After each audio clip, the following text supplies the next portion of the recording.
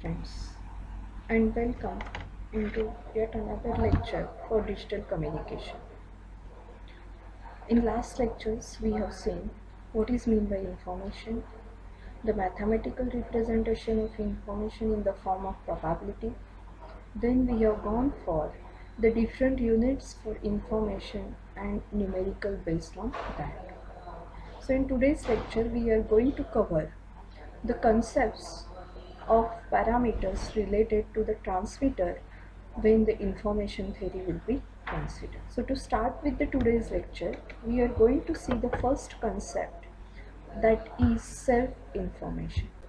So self-information is the amount which is associated with every individual information, and we are saying that event X is a complete transmitter which is going to generate the different number of symbols which are indicated by Xi's. So the self-information associated with individual event can be seen as I of Xi is equal to minus of log of P of Xi, where this minus of log of P of Xi we can write as 1 divided by P of log of P of Xi also. There this minus sign will not appear in the equation. And as like the information, always the self-information value will be also greater than or equal to 0.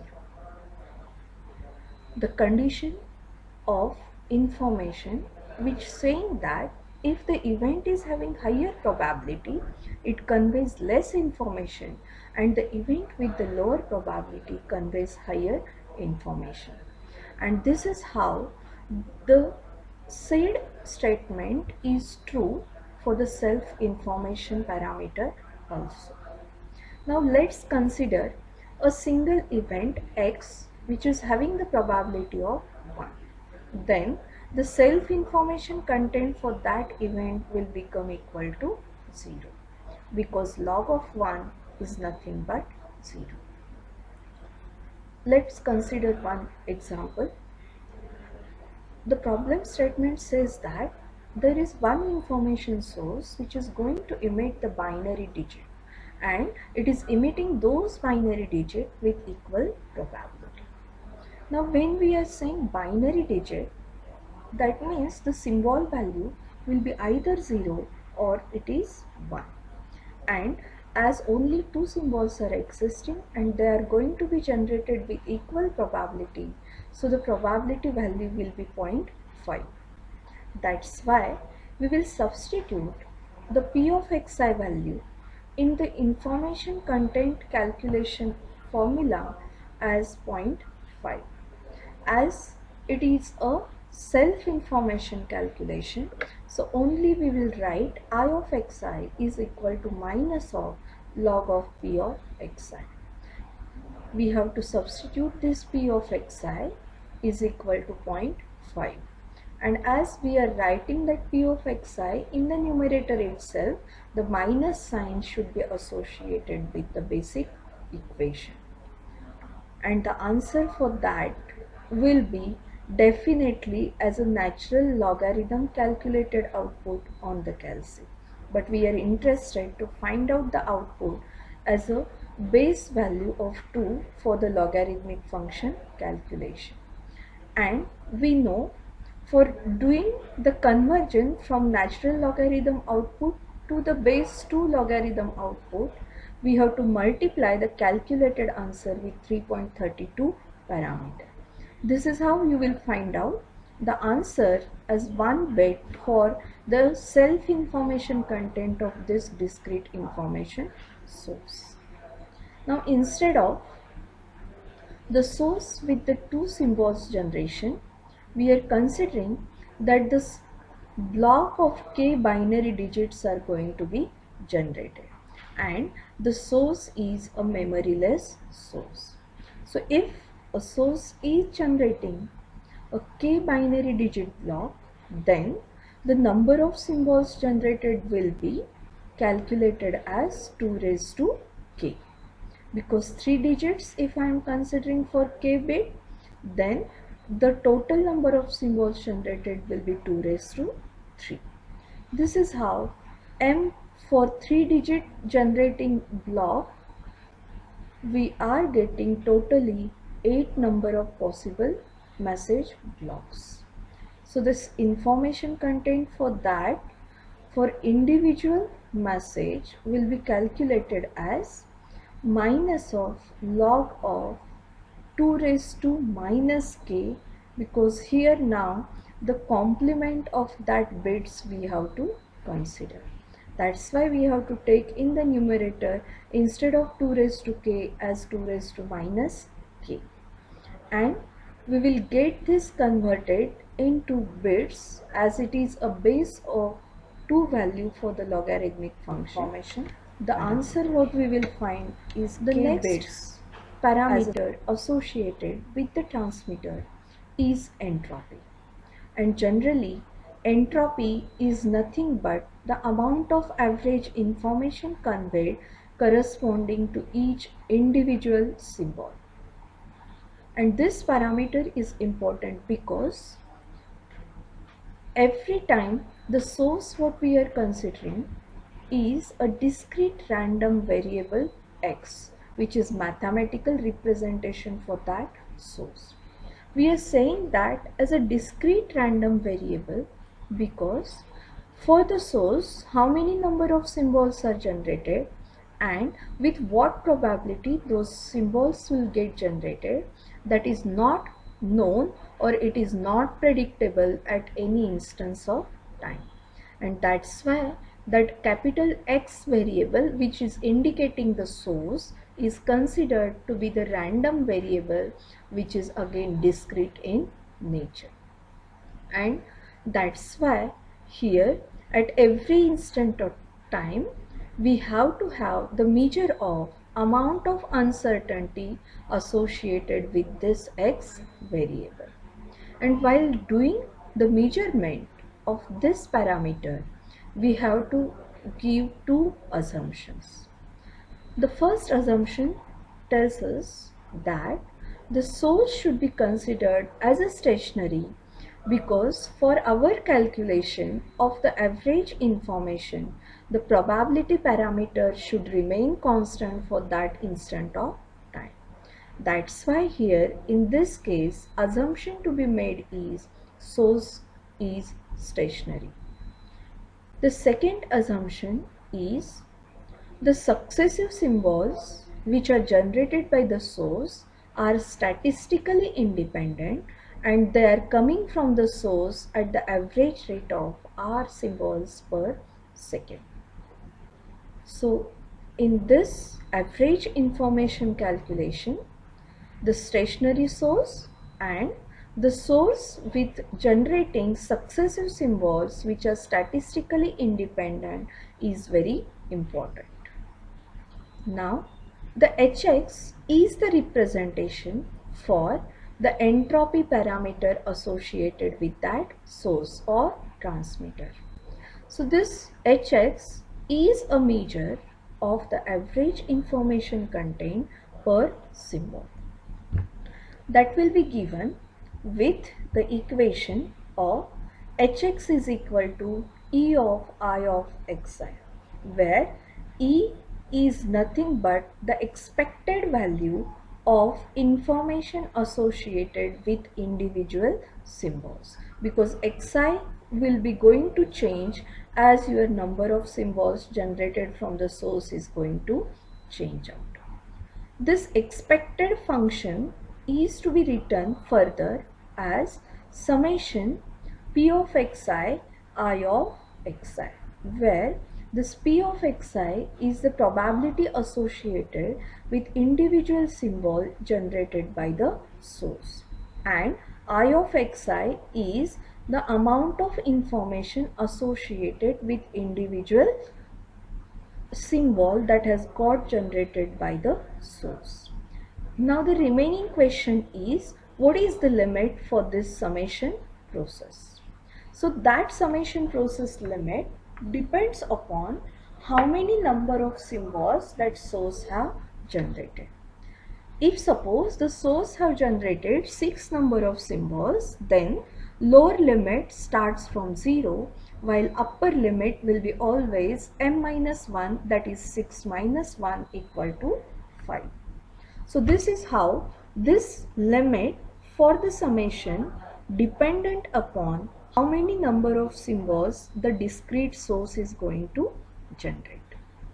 And the unit for this hx parameter will be bits per symbol, because hx is nothing but the average amount of information associated with individual symbol, and information unit is bit as it is associated with individual symbol, so it is per symbol. Let's revise the concept that for the transmitter to define it mathematically, two parameters of self-information and entropy will be needed. But entropy is majorly dependent upon how many number of symbols are generated by the source and with what probability amount. Let's check for the different properties of entropy.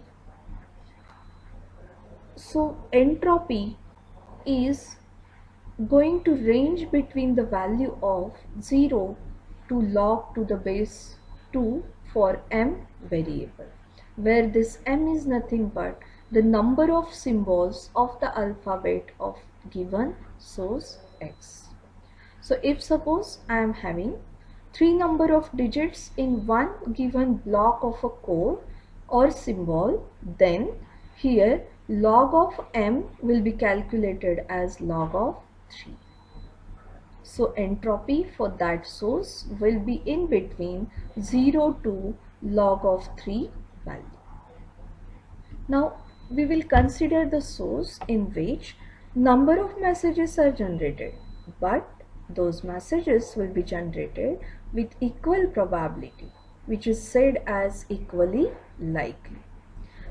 In this situation, as every individual symbol generated is with equal probability, and because of that there is more amount of uncertainty associated with this source. And we know when uncertainty is more, amount of information content is more. And hx is nothing but average amount of information associated with per symbol. So obviously the entropy value in this situation will be also more. But this entropy value will be always less than or equal to log of m. Now consider the next case of a source in which m number of messages are generated, but out of that m number of messages, m minus 1 messages are generated with 0 probability. That means they are not going to be generated. But only one symbol is generated with the probability of 1. So if such like this source generation is there, then the entropy associated with that source is always equal to 0. So let's check for that how it comes out as a 0. So hx we are calculating as what? Summation of p of xi log of p of xi. Now p of xi for first m minus 1 events is obviously 0. So those terms of multiplication will become equal to 0. And only one event will be having probability of 1. So we will substitute p of xi and log of p of xi as 1 into log of 1. And log of 1 value is 0. This is how the hx for that system will become equal to 0, which is represented over here. Now we will consider one source which is said to be binary source. The meaning for the binary source is it is capable of generating only two symbols with equal probability. two symbols with equal probability, so the probability associated with individual symbols will be 1 by 2 or 0.5, and the entropy calculation equation is summation limits for the binary symbol will be line to change between 0 and 1. So limits will be 0 to 1. Equation for the hx calculation is px log of px, and this minus sign will be associated with that summation. So the final calculation equation will appear like this. Natural logarithm calculated answer for this calculation has to be finally multiplied with 3.32 parameter to get converted output in the form of bits value. And that's why this calculated answer you have to get multiplied with 3.32 to get the final answer of 1 bit per symbol. Let's check this on your calci. Try for it and comment me in the comment box if you are getting that answer or not. Let's check the property curve for entropy variation with respect to probability. So here in this curve we are seeing that the probability is presented on the x-axis, which is always changing in between 0 to 1. With respect to this probability change, the entropy value is also going to change, and the range of variation for that entropy is also between 0 to 1. So here from the curve what we can understand is when the probability value is changing between 0 to 0.5, but that value is less than 0.5.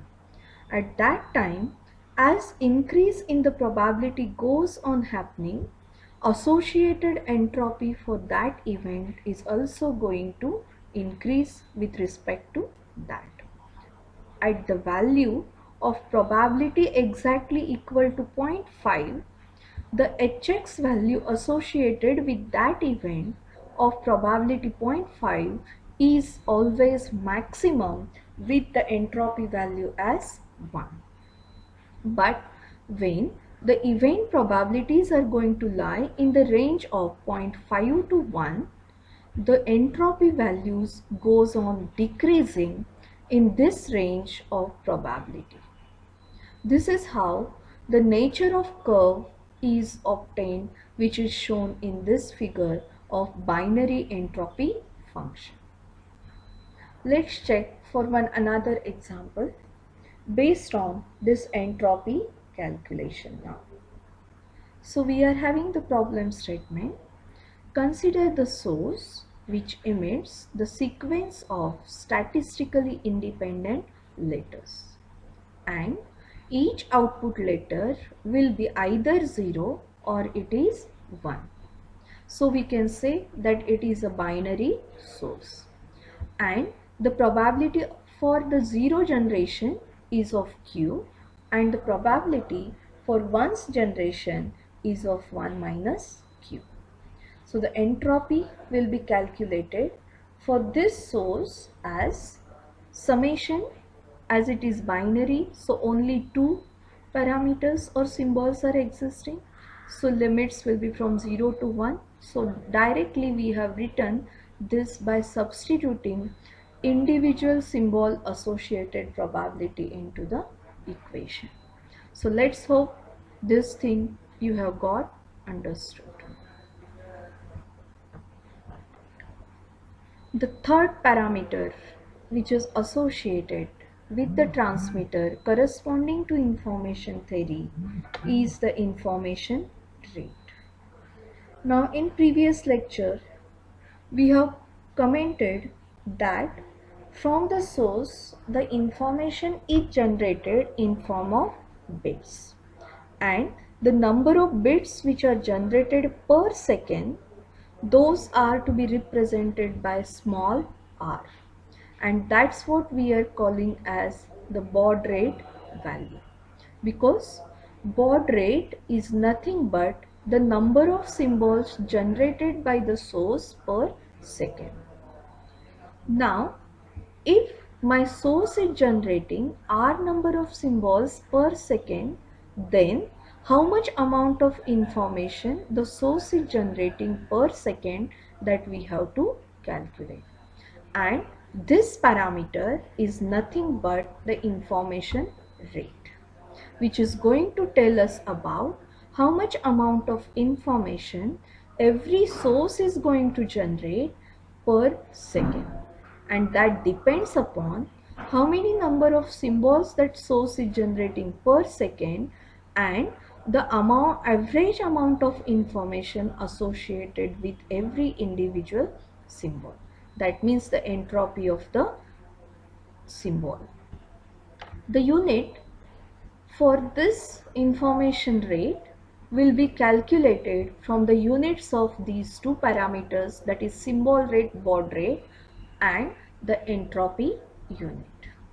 The symbol rate unit is symbols per second and the entropy unit is bits per symbol. So we have to multiply these two units. So symbol will get cancelled with each other and the unit will remain as bits per second. So the information rate unit will be bits per second. But information rate is a parameter associated with that individual source, and it will be capable of giving out how much amount of information it is generating per second. Until now, in the lecture sessions, we have covered the concepts of information, self-information, entropy, and how the entropy is going to change with respect to the probability of the event occurrence. That means we are dealing only with the part of transmitter. But for getting the modeling of the communication system to be done, we have to mathematically represent the channel as well as the receiver which is going to receive the information. So we are starting with the modeling of the given channel. To start with the modeling of the communication channel, we have to define the channel type. And the channel which we are considering for the modeling is named as discrete memoryless channel.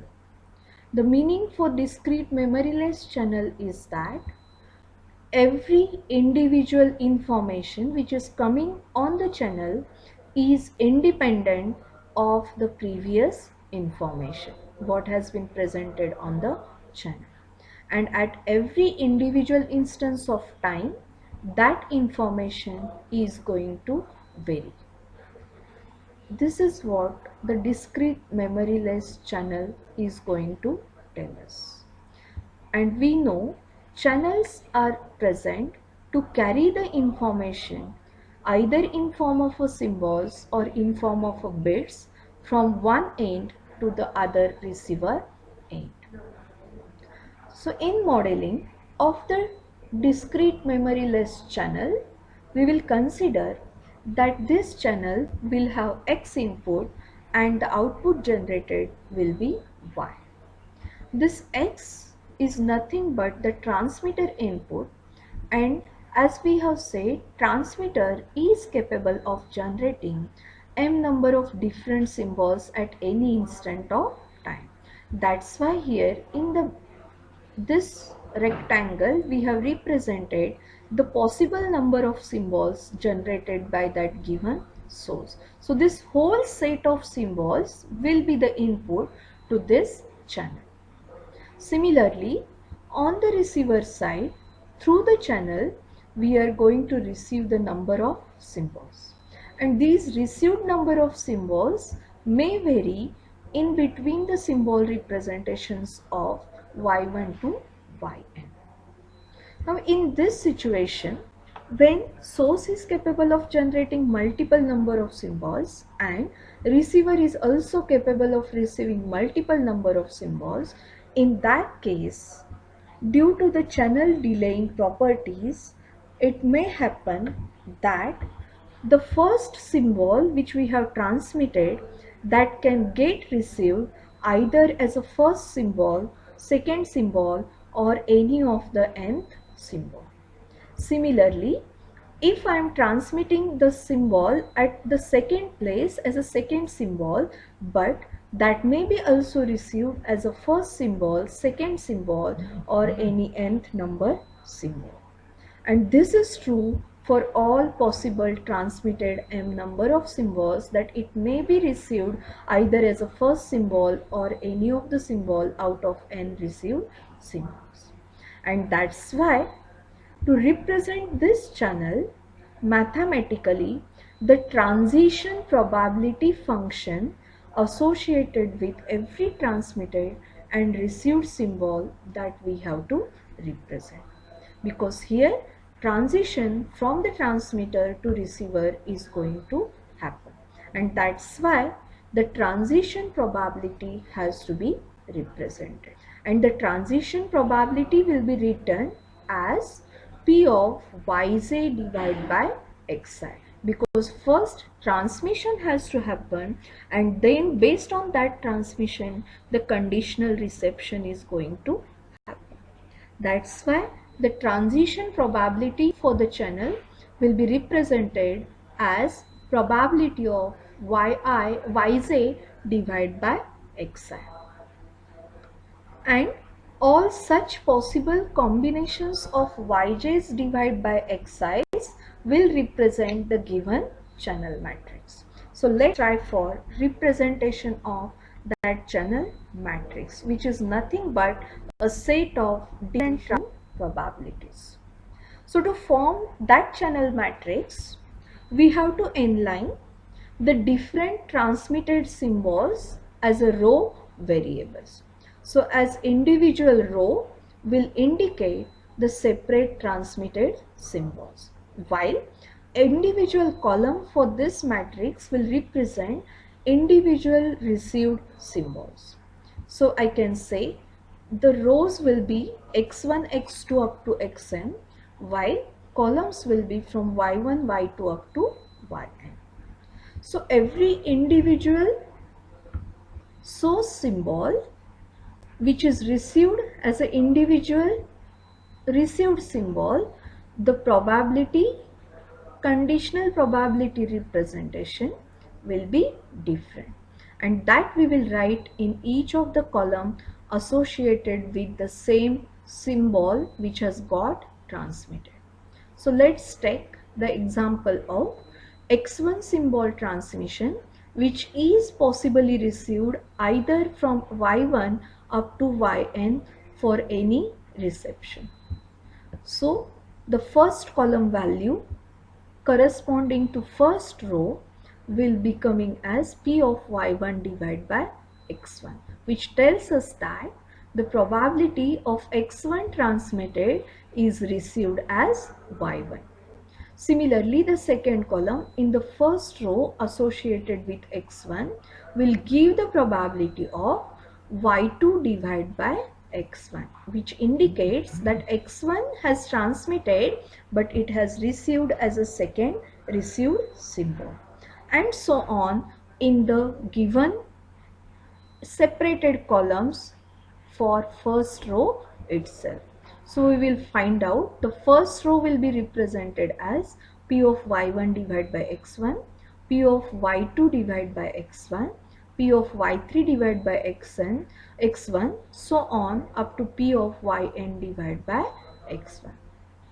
Now if I go for second row, for the second row the presentation of x2 symbol will be there, and x2 will be possibly again received either from y1 up to yn. So second row, all column values will be P of y1 divided by x2, P of y2 divided by x2, P of y3 divided by x2 up to P of yn divided by x2. This is how for the row variable changes we are changing from x1 up to xn. So the last row variation values will be P of y1 divided by xm, P of y2 divided by xm up to P of yn divided by xm. And this is now a transition matrix representation for the given channel. So here we have defined now the mathematical representation of a channel for the information to be carried out. But now we have to go for one property to be defined, which is said to be the completeness of the given matrix. And that completeness of a given matrix will be defined by this below equation, which is nothing but summation for j equal to 1 to n, p of yj divided by xi is equal to 1. And this is true for all of the i's. Now what it tells? I is nothing but your row number in this matrix. So in this row matrix, if I am going to consider a specific I, let's take, we are considering the first row in this given matrix. So in this first row, if I am changing j value, that means the columns are going to change. So the probabilities associated with same transmitted message, but it can be received as a individually different message, those conditional probabilities, if I am going to add, that should get the probability addition value as 1. And this is what's said as the completeness of the given channel matrix. And this property we are going to use when we are solving the numerical when we are solving the numerical for the entropy associated with the channels. Here in this case we have represented the part of channel matrix, but still we have not represented the generator matrix and the receiver matrix. The probabilities associated with individual symbols will be forming the generator matrix, and the generator matrix will be represented by capital X, while the receiver matrix will be indicated by capital Y. And that matrix is going to be formed by the set of probabilities of individually received messages. So we will form now those individual probability sets. So we are starting with the source matrix representation. One another thing you remember friends, that always the source matrix and a receiver matrix will be the row matrices, and this P of X, which is a source matrix, will be a set of all individually generated message probabilities. That means it is a set of P of X1, P of X2 up to P of Xn. Friends, today we will stop. In the next lecture, we will start with the types of channels and then the numerical based on these entropy solutions by using all the properties of entropies that today we have discussed. So until then, go for the revision of these all concepts and try to get these concepts memorized. Thank you friends.